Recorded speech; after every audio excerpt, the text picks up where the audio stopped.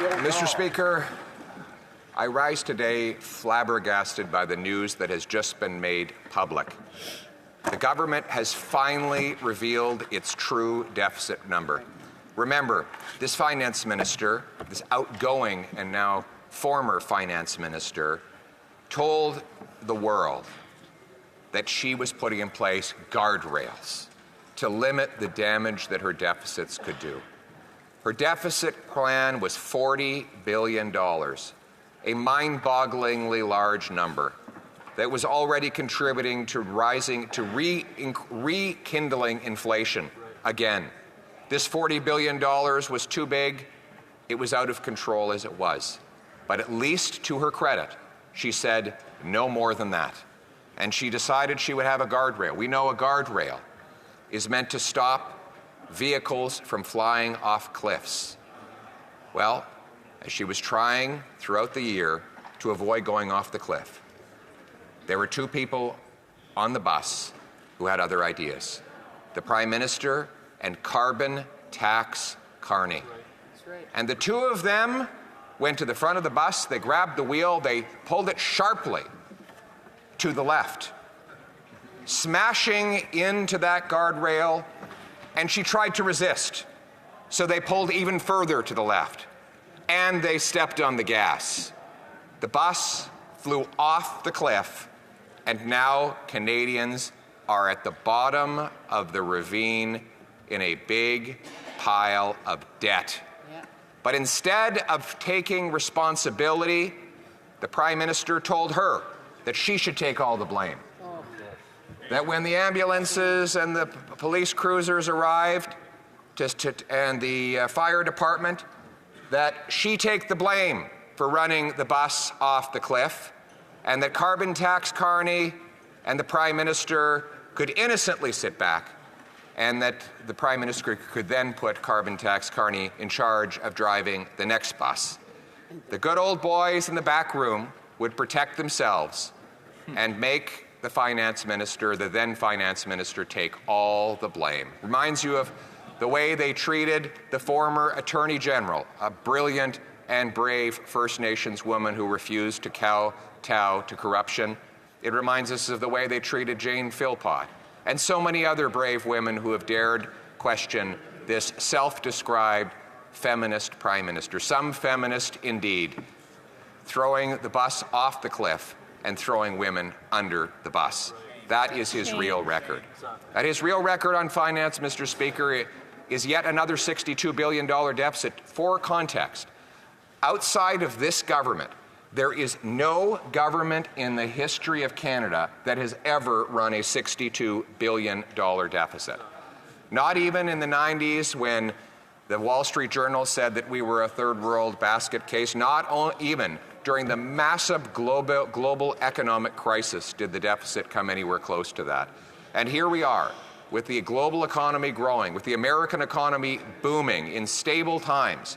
This deficit is 100% at the feet of this irresponsible Prime Minister and his personal economic advisor, carbon tax Carney. That's right. Now, Carney says he doesn't even want the job of finance minister.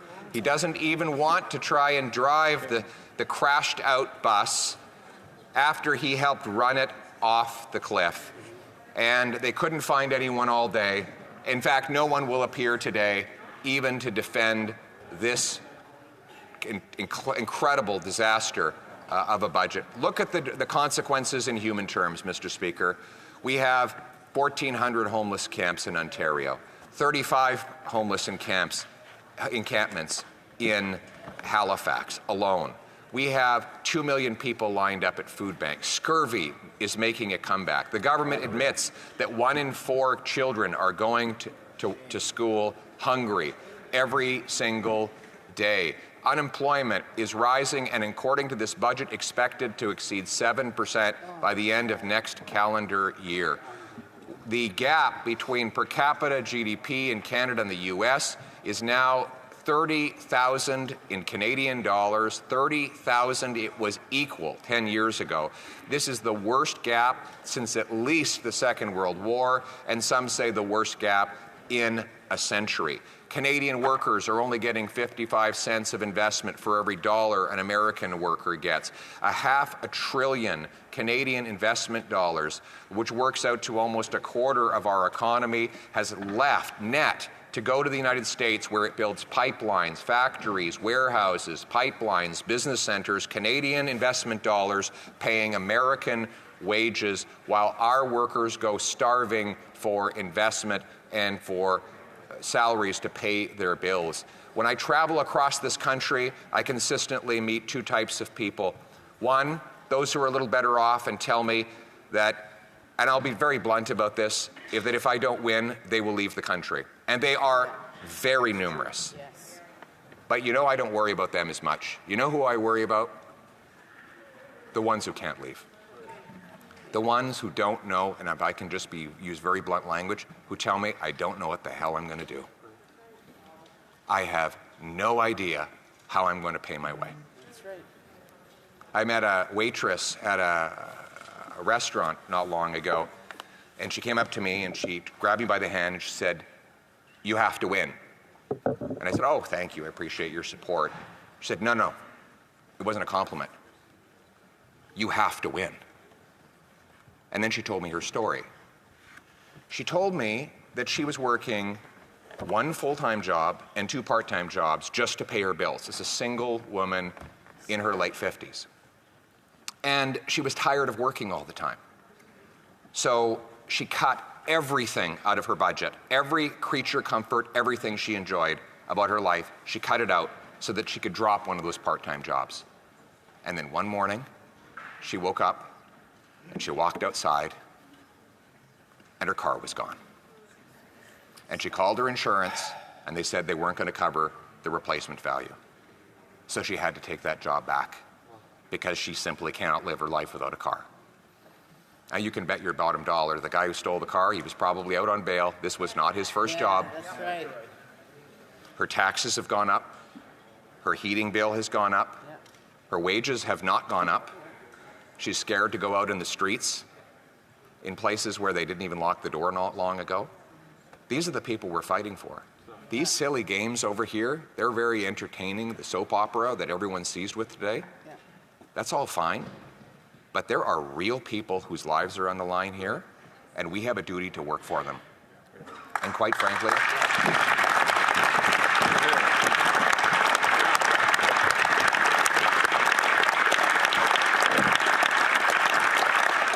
this woman doesn't see me as any, or any of us as any kind of savior. They see us all as a last hope. In fact, she doesn't want to be saved. She just wants her life back. Exactly. She was taking care of herself just fine before her tax, her heat, her grocery bill went through the roof and her car went missing. She was doing just fine. She was doing everything right. Met another guy at the Le Brat Brewery a few days ago, and you can watch the video of me talking with him. He walked up to me and he said, "I have 3 jobs and I can't make it. We're renting. We have no hope. We've given up on ever owning a home. We're renting. We can barely make it." And he said to me, "I feel ashamed when I talk to my kids because they ask me why I'm never around and why we can never have a house. And I feel like a failure." But he didn't fail. He has been failed. That's right. He has been robbed Yeah. of the promise of Canada. It was a very simple promise, that if you worked hard, you got a good life. Now, it wasn't fancy or extravagant, but you got a house with a yard where you could have kids playing safely, and you could have a nice dog that you could afford to feed along with the kids, and your kids could play safely in the streets. That was the promise. Now, politicians break promises all the time, but you know what was bad about this promise? This promise didn't belong to this Prime Minister. It wasn't his promise to break. It belonged to all of us.